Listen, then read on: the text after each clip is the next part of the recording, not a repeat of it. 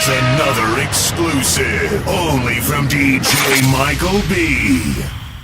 Hi, I'm Marvin Winans, and it is indeed a pleasure to sit here to one of the prominent and great voices in gospel music, Miss Vanessa Bell Armstrong. Vanessa, how are you? I'm doing just great.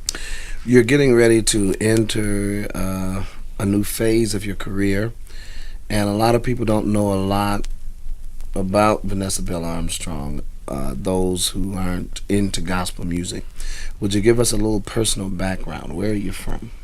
I was born and raised in Detroit, Michigan. That great mecca for music, Motown and all that. That's it. Okay.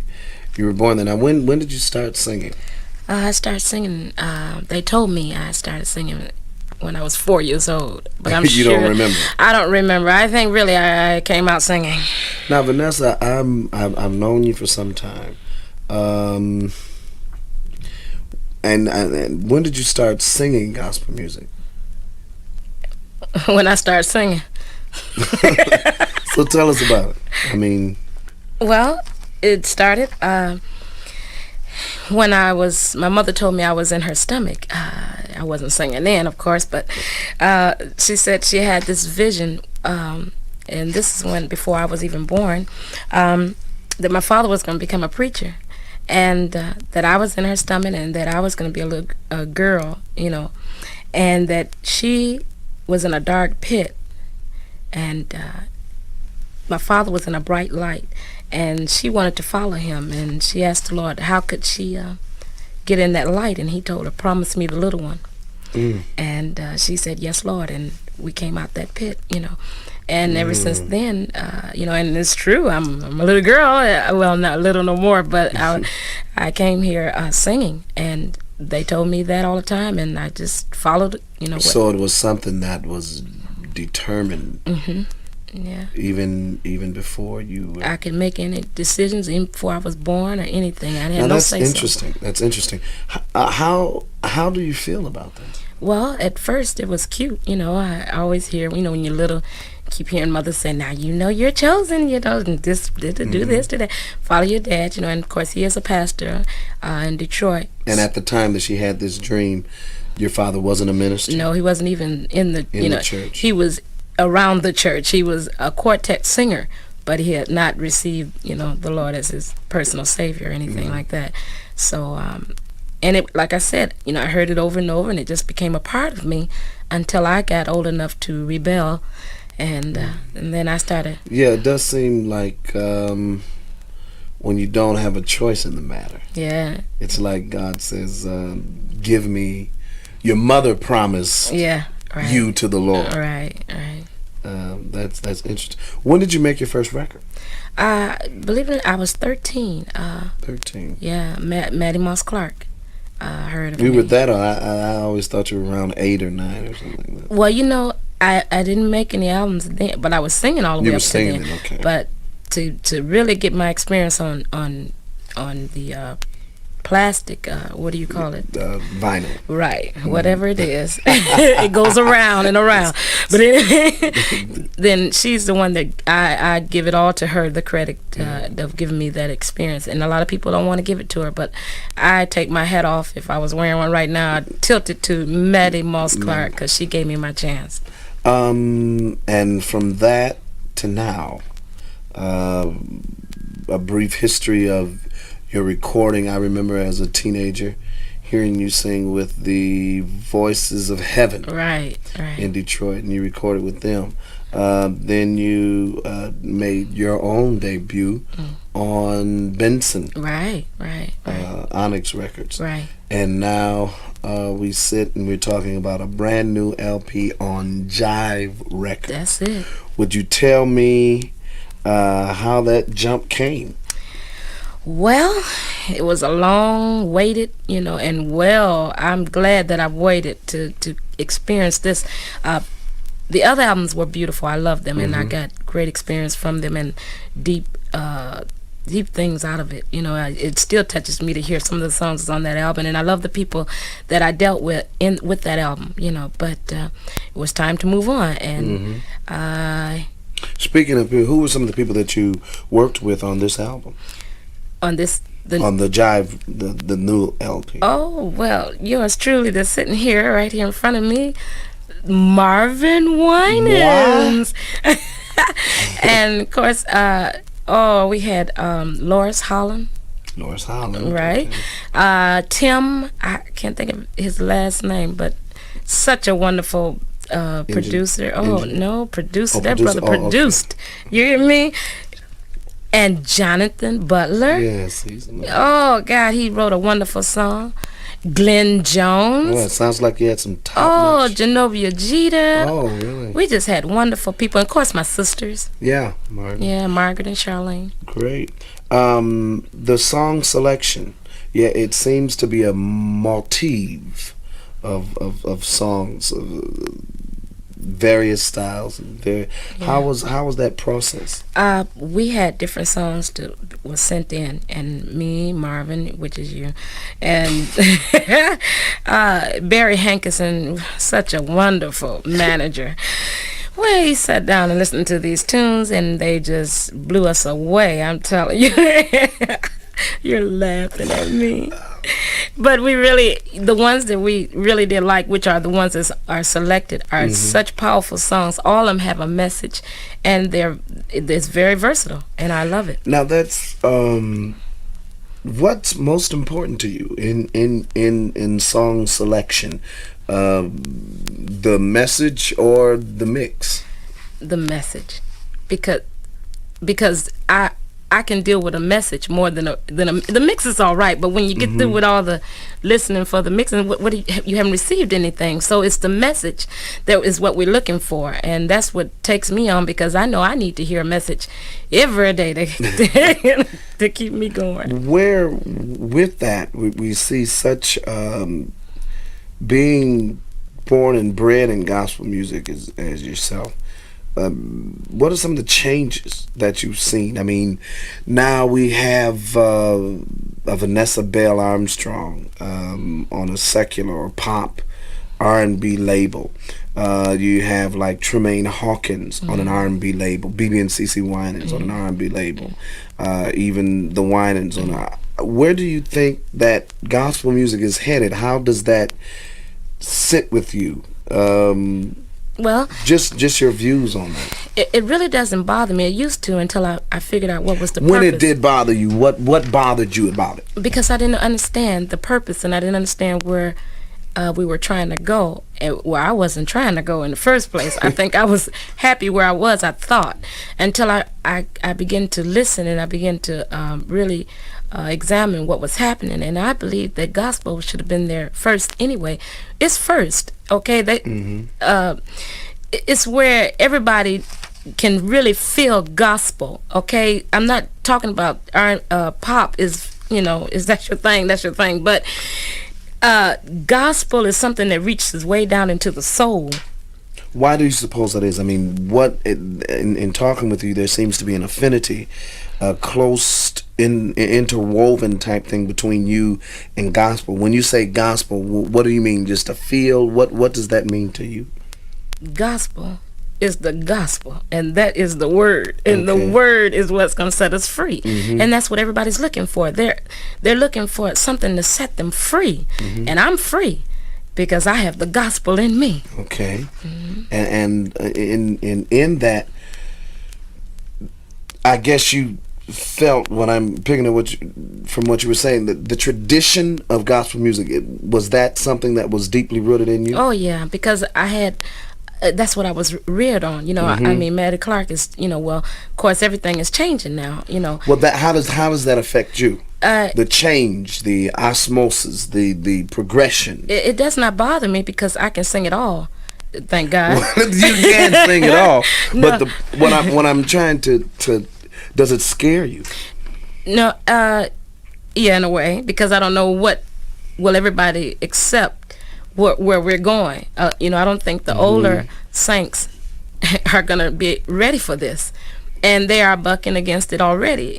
But I believe that if God gave us a gift, He's going to make the room for us to go wherever we got to go to sing this. And a lot of them say we don't have to compromise, but I feel like there's no compromising. It's up to you. The decision is yours, and my decision is I'm going on with the Lord. So I'm not making any kind of decisions with the devil or anything like that, or no pack or whatever. I'm singing what I was singing all the time. It's just got a different beat maybe to it. And you don't feel anyways compromised to be on a pop label like Jive. No, I'm so glad, because no, I love the gospel label too, but it was just my timing right now to move on to another thing somewhere, and they're taking me into a broader, area, avenue, and I'm ready to go. How much control do you think you have in what is played, in what you sing, and how you present it? How much control? I better have it all. Will you still be able to be Vanessa Bell Armstrong that was 13? And I speak, I guess, more in the vein of purity.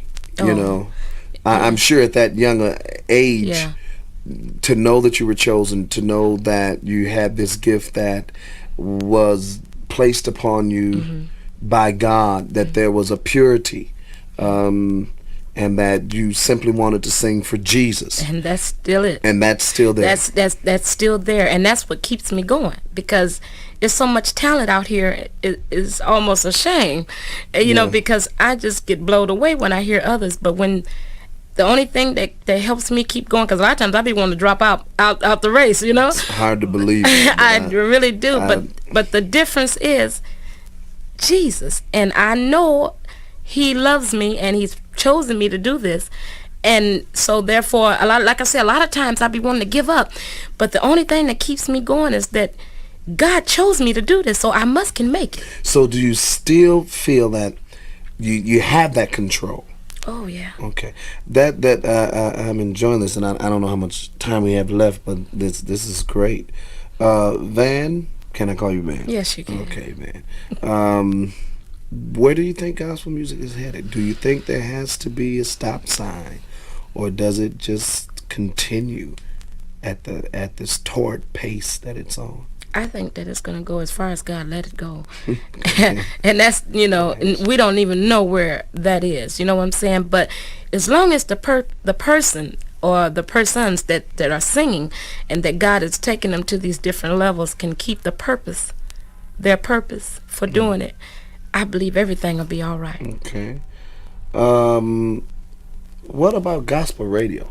How do you feel? I know you already, station managers are going into a frenzy because they're losing their stalwart soldiers.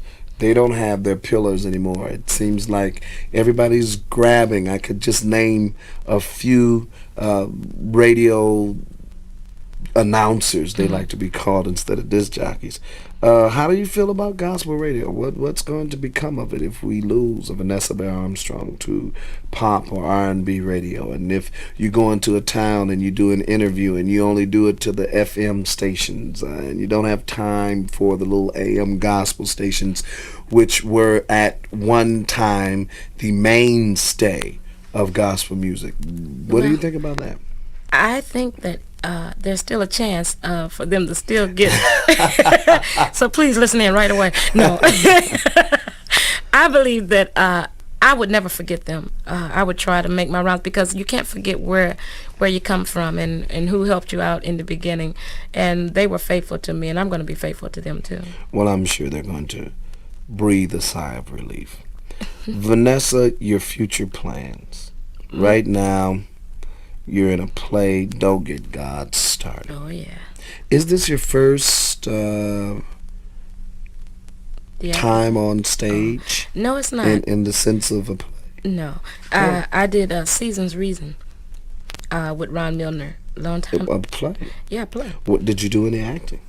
I did a little bit, but mostly singing, because that was really my first time. But, the people in church. Well, how long ago was that? Well, you know, we don't really want to get into that, but it was just a couple of years ago. Yeah, just a few. And now you're back in another one of Ron Milner's plays. Really, and I think that we really learn how to act anyway, because we're, you know, they say the church people are very theatrical anyway, because we're born with it. We just have it, you know what I'm saying? And if you know God, you know, and we act him out in the plays in church, you know, and at Christmas or and Easter, we do the Easter plays and what have you. We rehearse them then anyway, and my children rehearse at home. So, you know, so it's in us, and I believe that he just brought it out in us, and we were scared to do things like that, you know. In a play, going to Broadway, what is this? You know what I'm saying? But I'm just ready for it. I'm really ready for it. What does the play entail? What does it mean to you? It means a lot to me, because a lot of the stages in it reminds me of things that I have been through, or either going through, or might have to go through. I don't know, but the thing that don't scare me is that I know the answer, and that's the answer that's in the play, and that's God. Where do you see your career going? Are you just approaching the mountain? Are you at the apex of your career? Are you starting to go down? Where is Vanessa Bell right now? I'm climbing up the mountain, trying to reach the top. So you don't feel like you've given the world your best shot yet? I don't think so, because I believe that God has really got something really in store for me, because on this album that's coming out, it just don't even, I couldn't believe it was me, you know what I'm saying? And all the young talent that's coming out, I'm not that young anymore, but I believe that I'm keeping up. And it's just, I can't wait for the next album, because I just want them to bring whatever's in me. I want them to bring it out. I've always been told that it was a lot of things down in me that has not been brought out yet. So, producers, wherever you are, I'm ready to really venture out and let whatever that's trapped down on the inside to come out, and let's do it for God. To be a gospel performer in a secular environment, what will the mainstay of your message be?